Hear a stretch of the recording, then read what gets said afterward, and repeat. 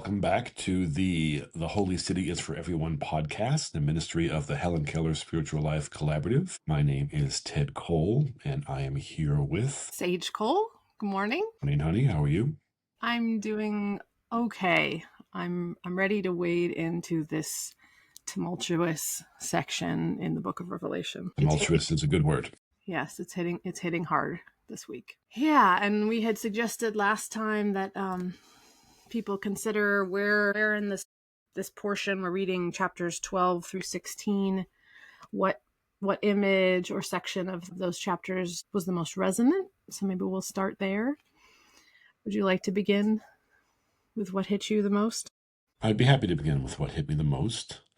I'm flipping through it to where I was and where I got that. It was actually after the seventh angel pours their bowl, their God's, in the language of the text, and we'll talk about it, God's wrath, God's anger, better word, onto the earth. A loud voice comes out from the temple and from the throne saying, "It is done."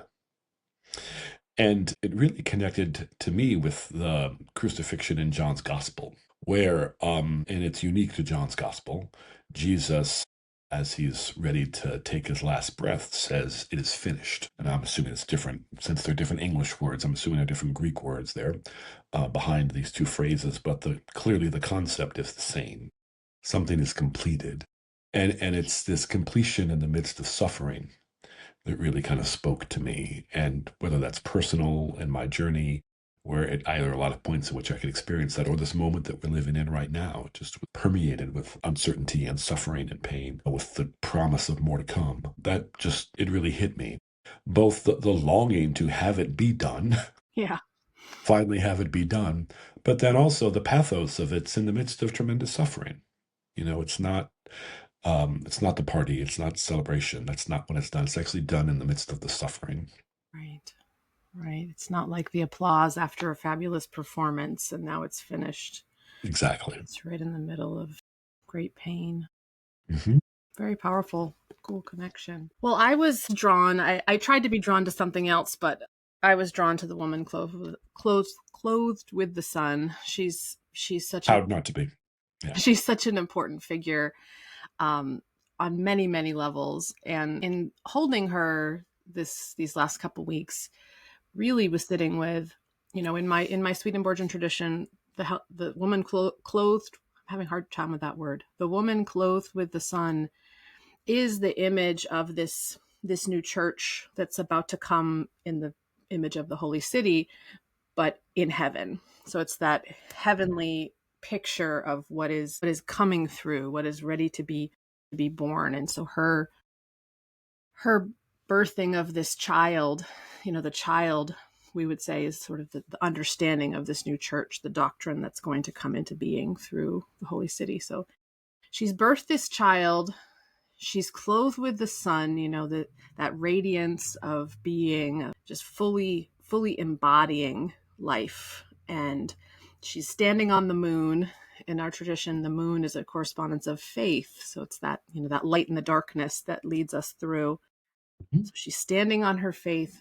She's clothed with the sun. She's got this crown of stars on her head, 12, you know, that wholeness of understanding. And Swedenborg doesn't necessarily speak to it in this way, but certainly, you know, the feminine as the source of this new church, of this new life. You know, this Bible we've been reading is a very patriarchal text. It's a story of God breaking through a lot of masculine energy and images. So to have that birth occur, this powerful image of a woman. And then I think, again, so within my tradition, it's this idea of where the new church comes from.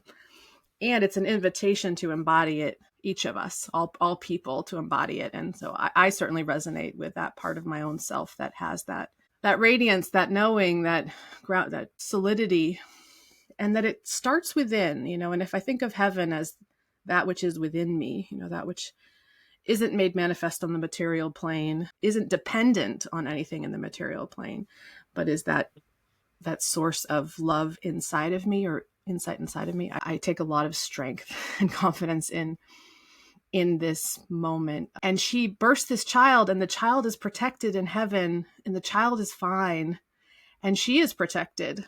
And so there's going to be a lot of ugliness that we're going to get into as we keep going through the passage. And I feel like, just like we've been mentioning, it's so important to remember that on the material plane, a lot of upheaval, a lot of suffering, a lot of ugliness. And yet on a heavenly plane, there's this security. And it's almost, I really feel like this threshold of the woman clothed with the sun and the birth of her child is like, that child is now safe. The dragon has been sent to the earth. It can't be touched. And so a lot of this upheaval we see is like, because actually evil doesn't have much of a ability to affect this deeper heavenly reality that's shifted.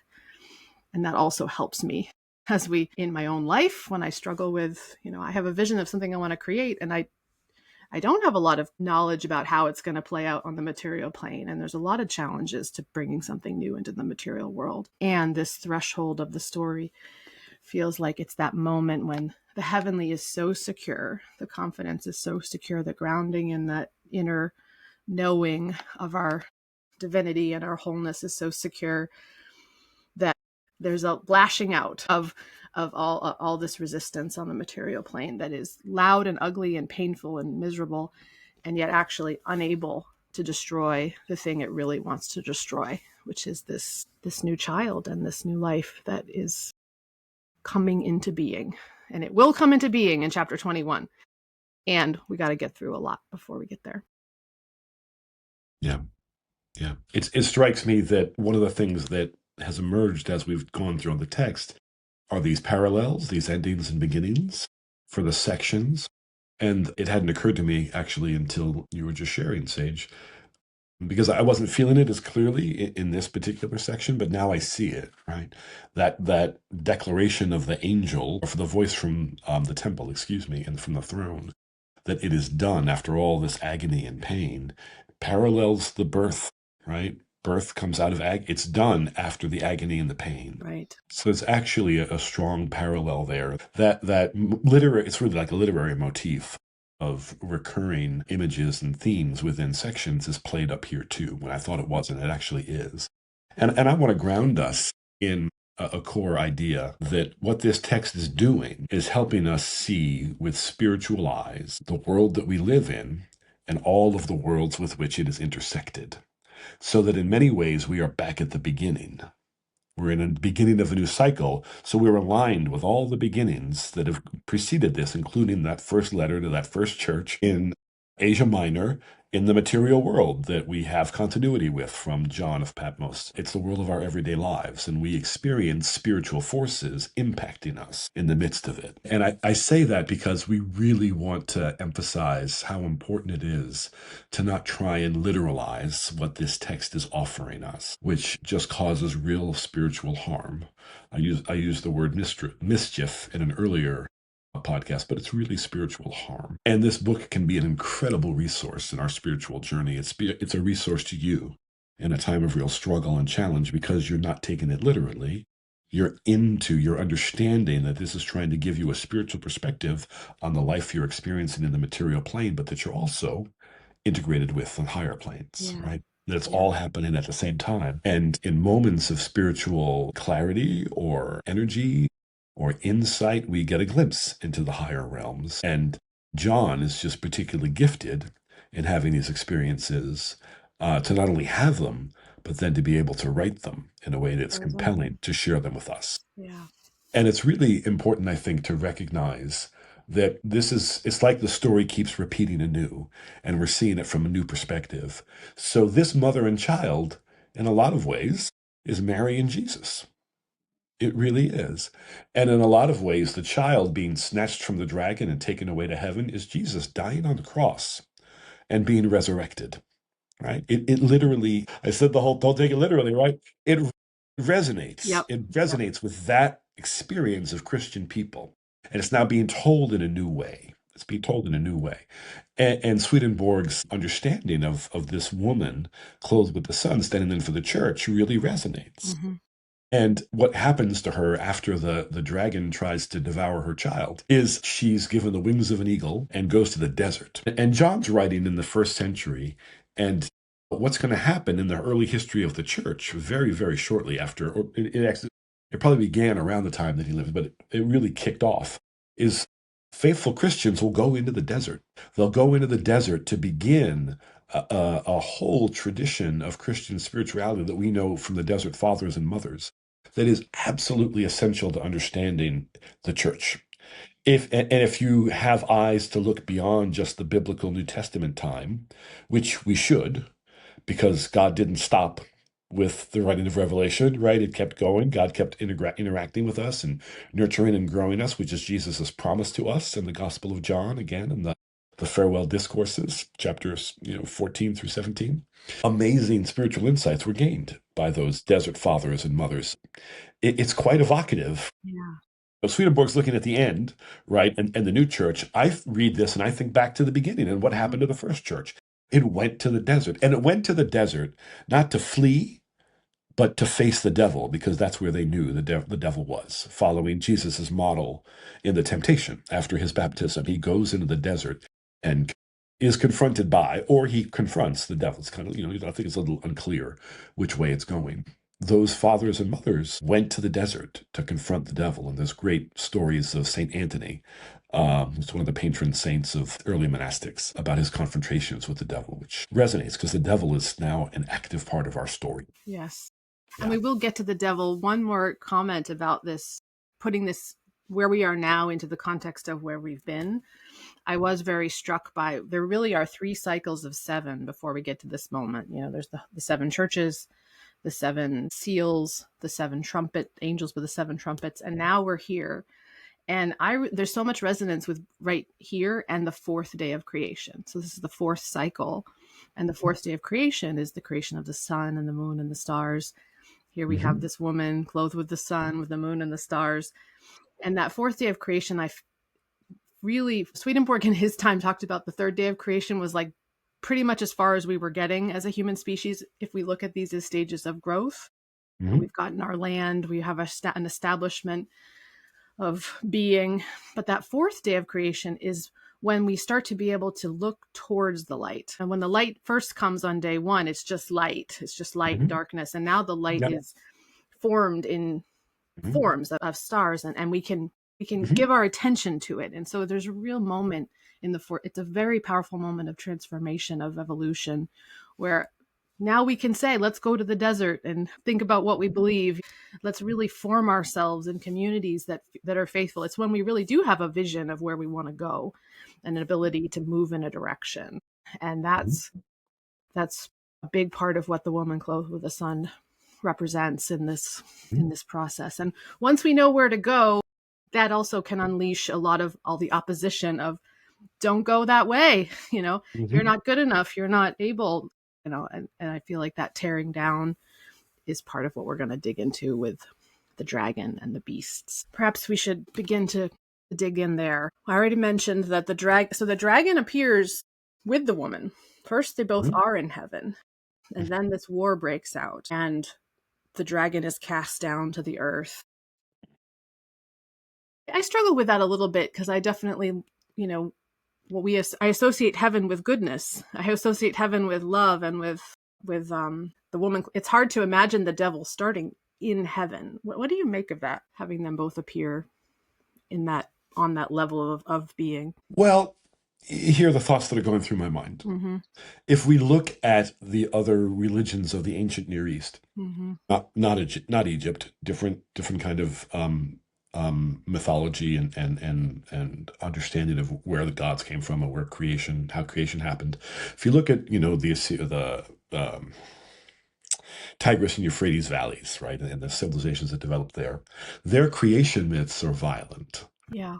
And often involve the heroic god slaying the dragon, Tiamat, and forging the world out of Tiamat's body. And good biblical scholars will see that not so much as a battle between good and evil, but as a battle between order and chaos, between the possibility of having a stable earth and rainfall and crops to grow so that you could have a human community sustained across generations, versus it being flooded out by storms, which is often the Tigris and Euphrates often flooded, and communities would be lost. And it became this kind of primal understanding that the world is chaotic, and if we're going to sustain ourselves within it, we have to carve our place out of it with violence. And when the Bible is written and composed, not written, when the Bible is composed, scholars think that it was the priestly class, people of the priestly class, who were the ones who were compiling it and forming it into the Torah.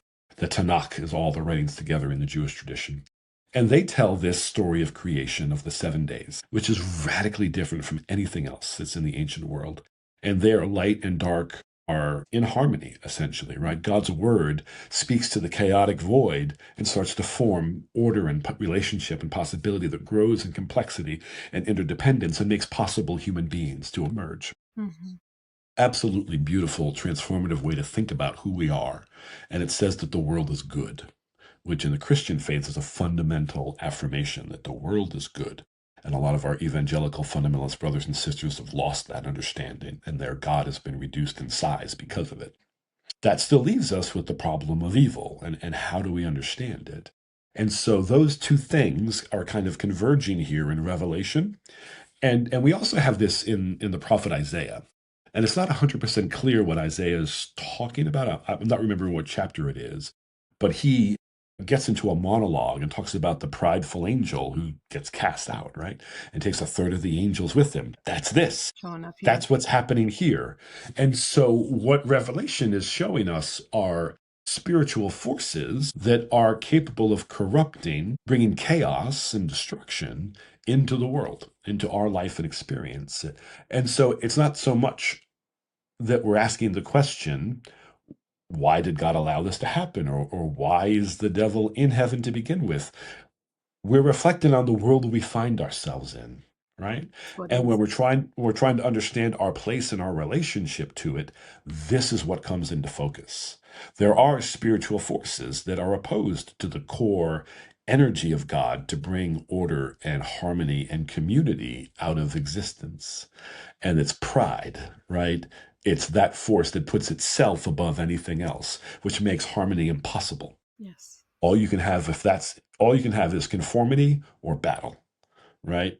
Because one will has to be the one that's in charge, if that's what you're oriented towards, which describes our social world to a T. And it describes the Roman world even more to a T, which is what this book is critiquing. And it's a picture of where we get to because of the freedom we've been given. And I keep having kind of reflections on the Garden of Eden and the initial journey of coming to differentiate between goodness and evil, coming to have the ability to feel and see ourselves as separate from one another.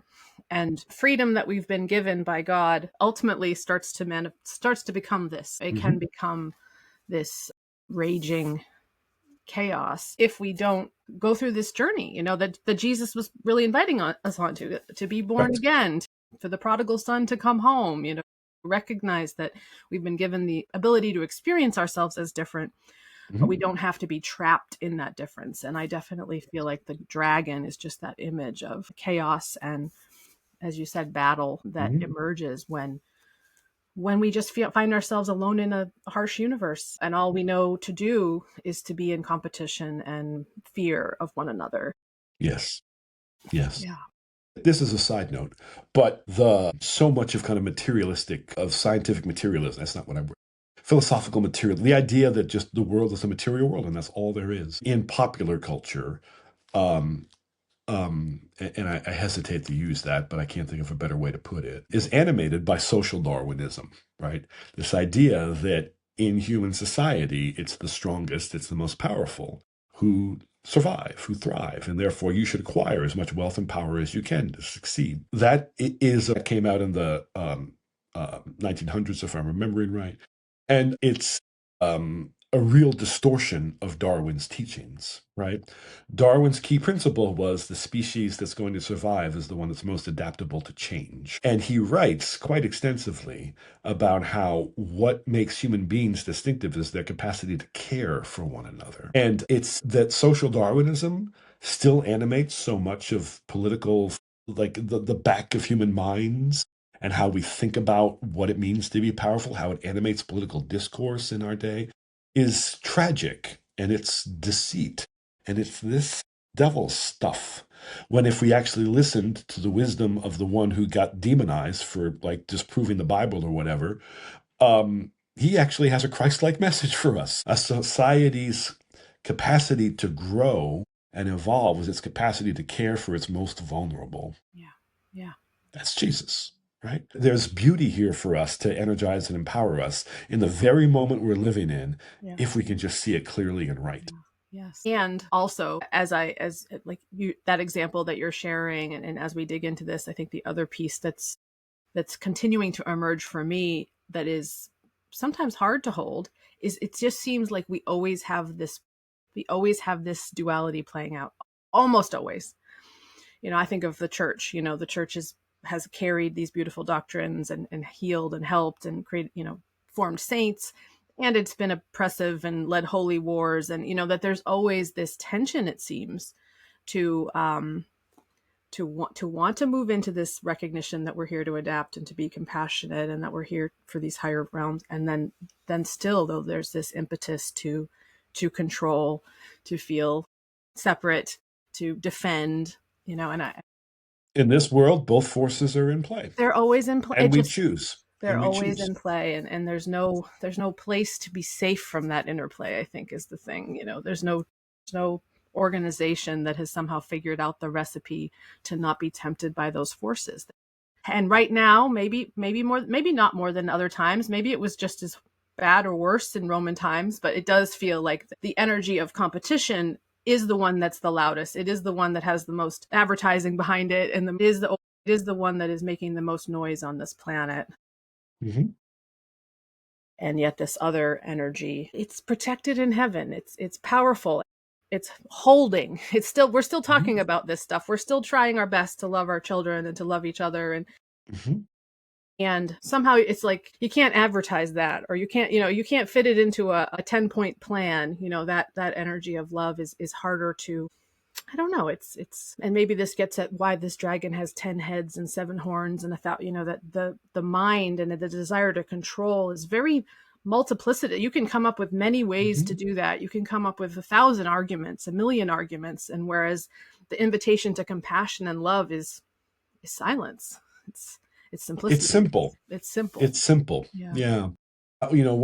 A motif that I have turned to again and again in my preaching is the profound difference between something that's simple and something that's simplistic. And the dragon and the beast are about making things simplistic to control and manipulate people. And evangelical fundamentalist preachers are about making the Bible simplistic to control and manipulate people. And God is about bringing us to simple truths that can transform us if we're willing to let them be like a seed in us that transforms us from within.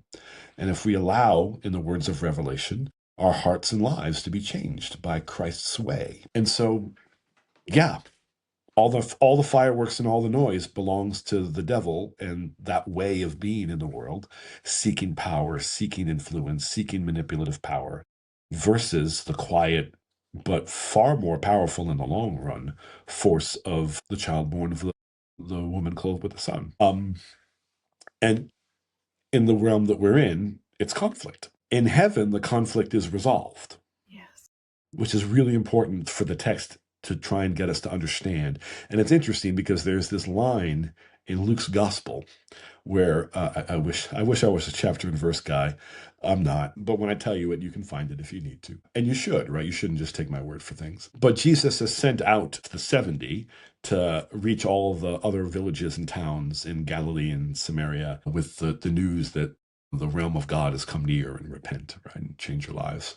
And they come back and tell Jesus, even the demons obey us, right? You've really given us the juice, and wow, what's possible? And Jesus tries to Bring it back to humility, right? Core virtue in all of this struggle that we're talking about is humility. If we can have humility before the simple truths of God, we're on the path to life. If we refuse to be humble, we're on the devil's path and headed toward destruction. Jesus says to them, I saw the devil fall like lightning from the sky, right? Is evoked here, right? Which makes me wonder how deep is this idea of the devil being cast out, right? And now roaming around on the earth. It's there in Luke's gospel, right? Which is at least contemporaneous with this book. And maybe Luke's gospel is a little earlier. Maybe the source of that saying is earlier still. And that connects us, with something that may well have been articulated in Jesus' own words and in his own mind, that in the heavenly realms, all is God's, right? And the struggle is here on the earthly realm for it to become God's, which is the language that ended the last cycle, right? All the voices declare the earth is now God's. And yet we're cycling through again and seeing how it's still in conflict, how it's also in conflict. Not still, because this is not sequential, right? This is iterative. It's a spiral, and we keep coming to the same point from another perspective, a higher perspective.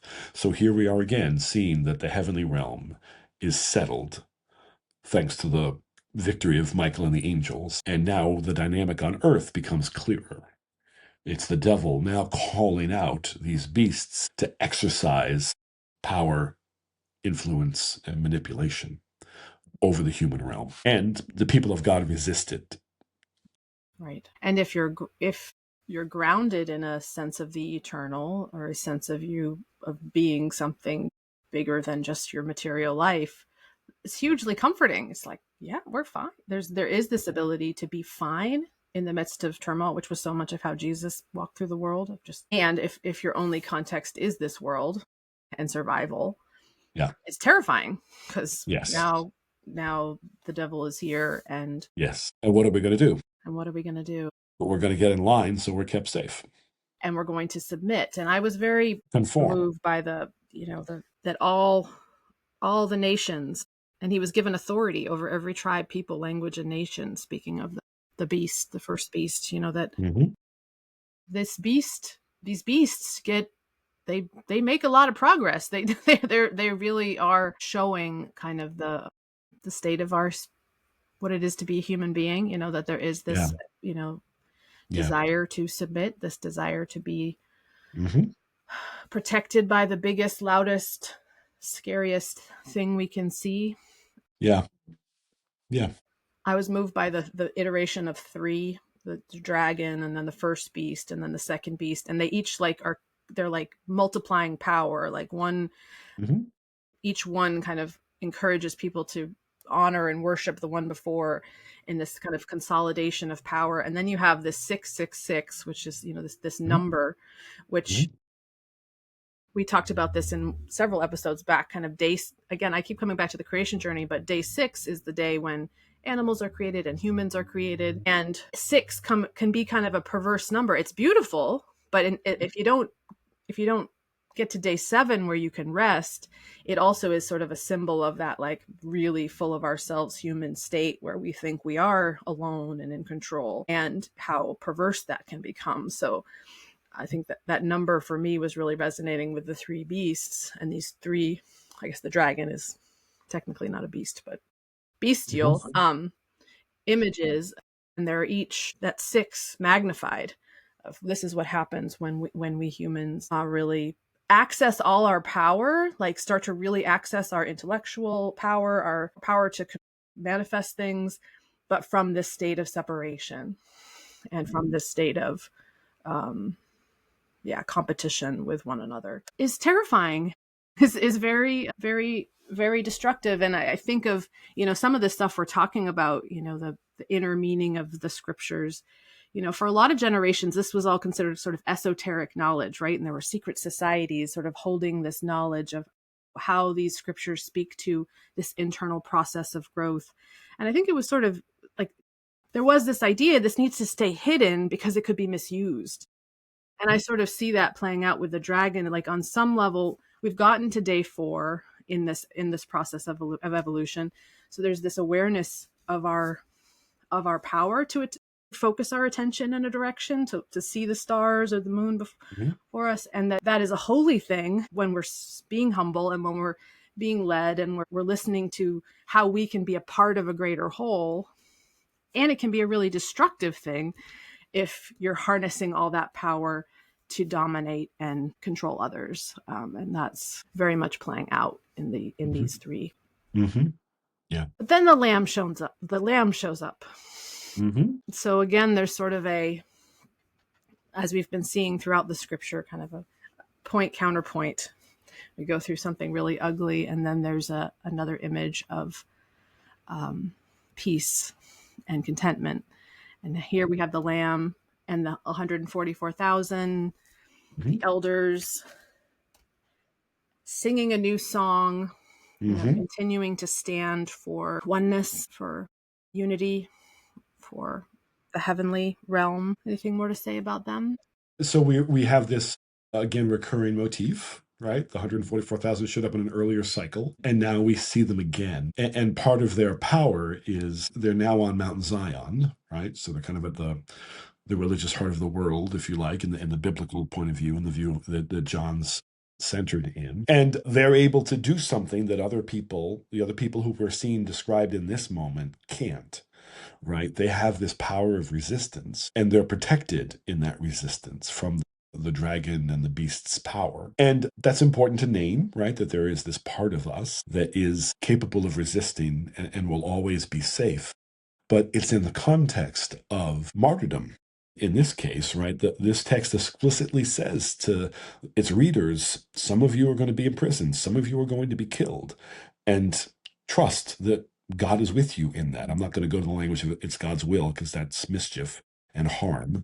But God is with you in that. God is with you in that. And in some ways, you can only hold that hope if you know that part of you or some part of this movement is able to resist and is safe, right? There really is this importance of safety here. The woman clothed with the sun is kept safe. The male child who's born is kept safe. The people who are inspired by the teachings that come from or are inspired by the same energy and forces as the male child and as the woman clothed with the sun are in danger. Yeah. And they're suffering. So here's their hope, right? That the Lamb is present on this plane with certain people and in certain ways. And we can hope in that. I was thinking a bit more about the 144,000. We talked about it being kind of a vibration, and there's what we know about them is they're male and they're celibate. So there's those two, and I know there's a lot in here about sexuality that maybe we might not, that we may, that I had questions about. Yeah. If we take it too literally, we may run into problems. And I'm thinking about celibacy in that solitude. I think of those 144,000 as, again, like that part in me that is in heaven, that's not dealing with dirty diapers and the stuff of the world. Like, that's not dealing with the material plane and the relationships on this planet, how to pay my bills or how to, get through the day. They're those parts of ourselves that are able to stand apart with God in a sense of separation. And I'm all about living in the material world. I mean, I think our faith has to be lived. It has to be made manifest in our actions every day, every moment. And part of what empowers us to do that is having that sense, that knowledge that there is a part of me that's safe as I move into those environments, that's protected, that's close to God, that can't be sullied by anything that I might, any poop I get on my hands. It's something that's always in me, and somehow that the image of these men who are set apart kind of represents that to me, or speaks to that part of what, and you think about the 70 being sent out by Jesus, like they were going out. They had Jesus in them. They had, this confidence that they had received, this vibration that they had conceived, however that transmission occurred, they had a power in them to be able to go out into the world and withstand whatever it was that they met. So they were able to sing a new song. And only the 144,000 are able to sing this. And then the chapter, we're kind of getting closer to the end of our, now we shift into there's the image of the three angels, and then there's this harvesting.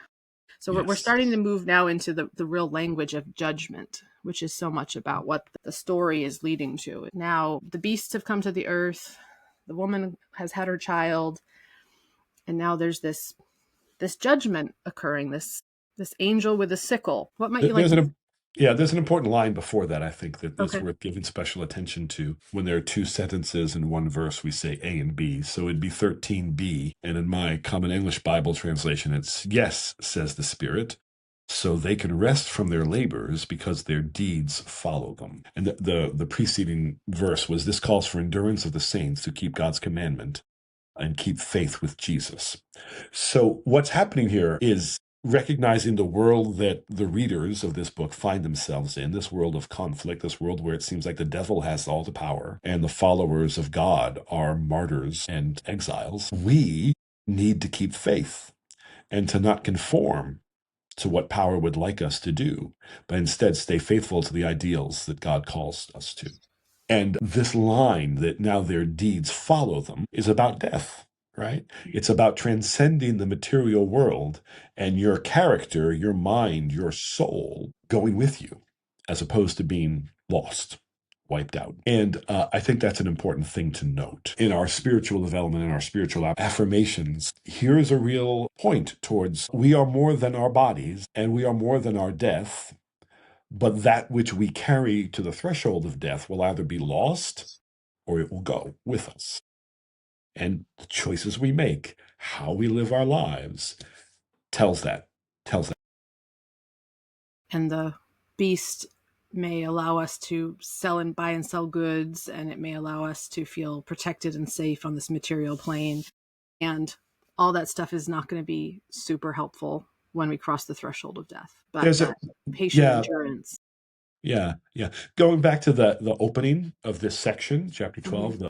the woman and the beast, there's actually I don't have the mind to tell you what it is, but there's a math equation actually that gets graphed by the movement in that section. So the woman gives birth to the child, and the child's taken to heaven, right? So you have the ascending curve. The dragon, in his anger at the woman, spits a river of water to wash her away, and the earth opens its mouth and swallows the water. So these lines aren't going to meet. But this is what God's trying to teach us, or John's trying to teach in this book. If you align with the spiritual forces, what you have is not lost, it ascends. If you align with the devil, the little that you have will be gone, will be taken from you, which for the savvy listener will resonate with a certain someone who preached pretty well back in the day. Yes. And so that's all playing out with. So do you see These harvests? These harvests. So the harvest is not just about taking certain people. Is it everyone? So the I think about a harvest, right? Yeah. And you gather harvest what's ripe. You harvest what's ripe. Yeah. And the plant stays and it grows and it produces the next season, or it doesn't, and then you pluck it, right? You pull it out and plant something new. A harvest image is a cyclical image, right? It's not a one-time image. And here again, we're cycling through, right? There's the hope of the final harvest, right? There's the hope of the final judgment. But this is a cyclical experience as we're looking from a spiritual perspective on the world that we live in and the life that we experience. There are parts of our experience when we're faithful to God that are harvested, that elevate, that are lifted up. And that's the most precious thing. That's the deeds that follow us. And that harvest occurs just before this next cycle of 7, when we hear of the 7 angels and the 7 plagues. So and we sort of see that, some are taken up before the next, or some parts of ourselves that perhaps are complete are taken up until this. Right. Because remember, we're cycling around, right? Yeah. We're cycling around. So this is also all of the tribes, nations, and peoples dressed in white around the throne, right? It's also that. Yeah. Now looked at from a different perspective. And that's why this section, when I read it and was getting ready for it, and we'd hit this, just the cycles of 7 are so neat and tidy. Yeah. We have this is like a big interlude that in some ways is resetting the stage to understand what our life is like from a spiritual perspective. Yeah. And when we, I think in the other sections, kind of they were interwoven in some ways with the cycle of seven. Here it's the setting of the stage, and then the seven things comes, boom, boom, boom, right? It's not nearly as developed or as, well, let's just leave it there. It's not nearly as developed. Well, and we just skipped over it a little bit, but between the lamb showing up and the harvest, there's this appearance of the three angels.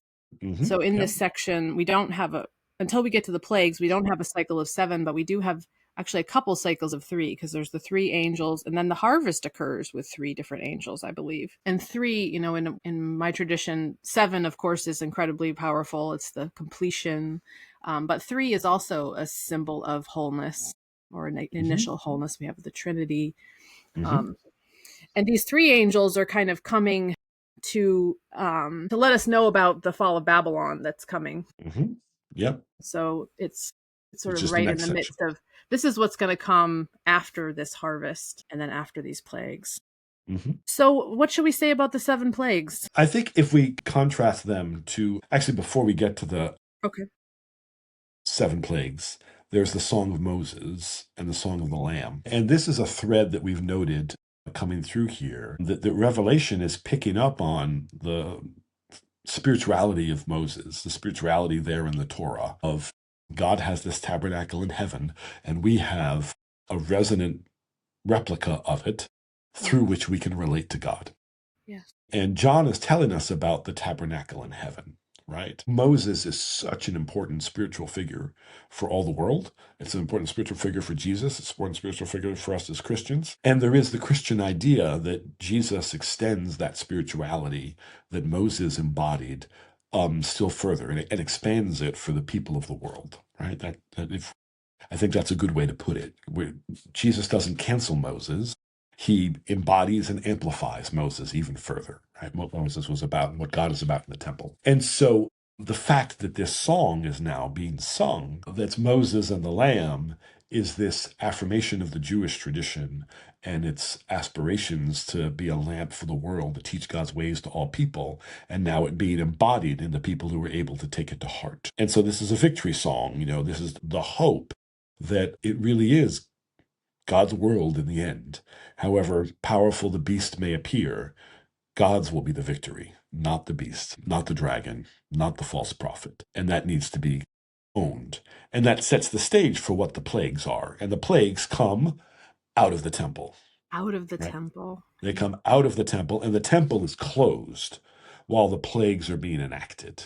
Right? If I remember right, the temple was filled with, this is verse 8 in chapter 15, the temple was filled with smoke from God's glory and power, and no one could go into the temple until the seven plagues of the seven last angels were brought to an end. So that spirituality is so, so important, because where we're going with the holy city is that spirituality is now diffused. The city is the temple. The whole thing is the temple. So we want to really highlight that. Everything is the temple. Everything is the temple. Yeah. Worship is life. I feel that tension, so similar to, how come the dragon was in heaven, and like, why are these plagues coming out of the temple? Like there's a disconnect in my heart when I hear God associated with disease, and and Moses, with God's help, enacted some plagues in Egypt so that the people could be freed. That right. Symbol of plagues as a means of freedom from oppression. Freedom from oppression. And there certainly is that experience of illness breaking through. And as we already sort of talked about, like the end coming through the suffering, that's a continual theme throughout the scripture, that suffering is not punishment necessarily it's a portal, or it's a portal or a consequence. Or a consequence. It's a consequence of the orientation that we take towards life in the world. Yeah. And if that orientation is in conflict with God's orientation, we are going to suffer. We are going to suffer even more. Yeah. Yeah.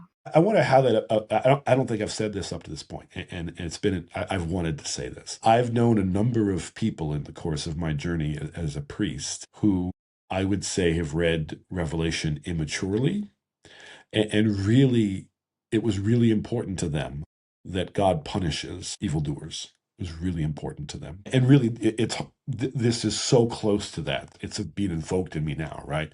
Because this is like, this is God's anger, right? That's the description. That's the word that's being used. And we're trying to maturely parse out what that anger is about. But what I want to say is those folks who read Revelation immaturely and wanted God's punishment enacted on the world all suffered. And the person who caused them suffering had no consequences, without exception. Yeah. So that there's this, and these were adults, but I'm trying to not be dismissive of it because this is real as someone who suffered as a child and knows what that's like. It's childish to wish for that. And at some point, we have to let it go.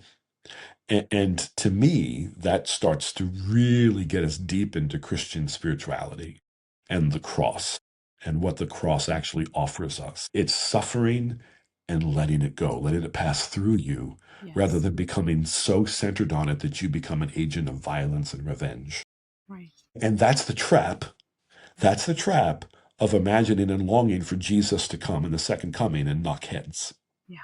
Yeah. And that trap completely distorts what the cross offers us, which is the freedom to forgive, which doesn't involve the other person. That involves my own orientation to God and my whole self. And these plagues are for all of us. I mean, and I think that's part of, I've become much more conscious of this as of late, is that I suffer. We all suffer. We all suffer. Exactly. And our approach to that suffering can change everything, Yes. And this is always my message. Like, can you feel the suffering? Like, especially like, say you start to really see a way you've been not kind or horrible to yourself or other people. Do you get to that point and then do you just go, well, now do we bring out the hair shirt and just like beat ourselves and, or do we look for blame, or can we see the suffering, feel the pain of knowing that we did this and allow ourselves to be forgiven and move forward? And almost even, I haven't gotten there yet, but I'm always like, celebrate, be so grateful that you're seeing something you didn't see before, like if only we could get to that point, that'd be really great, Sure. that it's a turning and a shifting. And that these plagues are for everyone. And they don't perfectly correlate with the days of creation. But again, on day 4, you get the fourth angel pours out his bowl on the sun, and the sun was given power to scorch people with fire. So it is a revisiting of this process of spiritual growth that is played out in the days of creation, this beautiful picture of how we are invited into being and how each of those stages can be perverted or can be, and that this plague is kind of lifting up and clearing out those wrongs that we are all involved in. Yes. Nobody is, I mean, even in our tradition, we understand Jesus's life, that Jesus was embodying the divine and the fullness of his embodiment. We may have different perspectives on this, but the fullness of his glorification as the divine happened in that last moment when he said it is done. He faced trials in the desert with, the devil. So none of us get out of life without suffering. And how do we approach it? Do we seek vengeance on each other for that suffering, or do we allow that suffering to change us? And I think if we think about the dynamic of someone who's caught up in the power of the dragon and the power of the beast, I'm going to grossly oversimplify, but I think I'm not wrong in doing so, because I think it helps us to think. It's almost always someone who has suffered and will not suffer again. Doesn't want to feel the pain again. Doesn't want to feel the pain again, so they are going to exercise power to protect them, that vulnerable part of themselves that they've cut themselves off from, and they're never actually going to gain it back until they let go of the power, embrace the hurt, and allow larger forces, holy forces, to move in and through them to bring healing and renewal. So important. And that's why Jesus could hang on the cross and say, forgive them, for they know not what they do. Because even the most beastly among us is experiencing pain. There's a suffering in there. It's not all. I don't believe there are any beings that are purely evil. And we can have this for another conversation some other day. But just that all people have the ability to experience the fullness of this journey one way or another. And we fall into different parts of the story. Yeah, and here's why I think in Revelation it's so important to think about the levels that this book is engaged with. And we have never left. We are still in the level of John on that island in the same earth that we share, writing his letters to those same churches, cities that we know of, and some of which still exist. Um, in this realm, we have choice, right? And no one is judged in this realm. You have consequences, that which is different than judgment. And we need to take advantage of that to make choices where the deeds that we do will go with us when we are judged, when we cross a fundamental threshold and we don't have the freedoms that we do now, which is kind of what that's what we assert about human life and consciousness, that you are capable of changing now, and that might not be the case when you die and your consciousness continues, which it will. And it just turns, I mean, I'm thinking of those desert fathers and just everyone who has walked a radical path for God, and it turn all your values of what's most important get tipped on their head, and it's partly why it's so hard for those two worlds to even communicate to each other, because Yes. they're so radically different. The Yes. values of the earth versus the values of heaven are really Yes. are radically different. And Jesus articulates that so beautifully Yeah. in so many images and sermons and parables, right? Yeah. You can't worship God and mammon. You can't Yeah. worship God and wealth. Yeah. Follow me and leave behind your father, your mother, your sister. Leave them all behind, right? That's the stuff we're talking about. Yeah. And this will be good to move towards the end and we're here to live in this world. Yes. And we're here to be in our bodies. And so Yes. that tension, it's very much a paradox of how to have that 144,000 within, how to live, but also to be living in the world. And the Holy City is that picture of what that might be. Mm-hmm. If we can stay focused on heaven, in the world, but not of it, Yes. being with our neighbors and doing the real physical work of caring for each other and the planet that we share, while not being pulled into the values of competition and violence and domination and subjugation. And where we're going, right, it becomes a story of two cities. It becomes a story of Babylon and the Holy City. Right. And what are the values that are animating all of the life and transactions? Yes. That's not even a sufficient word. All the life activity. What's regulating it? What are the values that are regulating it? And that determines who you're in relationship with. Jesus, the Lamb, and the God on the throne, or the beast who's headed to destruction. So we'll pick up next week with Babylon. And I'm glad we took our little break now before. I don't know about our listeners, but I felt a lot of heaviness reading these last 4 chapters. These next 4 chapters are going to be a little heavy. So we're going to read chapter 17 through chapter 20, really engaging with Babylon. We'll probably start to wade into these questions of how sexuality is exhibited in the scripture too, as we hear about the whore of Babylon. Yeah, and it really calls the question. Yeah. Pick apart some of that. So be gentle with yourself as you're reading this. Maybe read it in the morning time, not at night before you go to bed, if you're reading along with us, and we'll dig into it next time.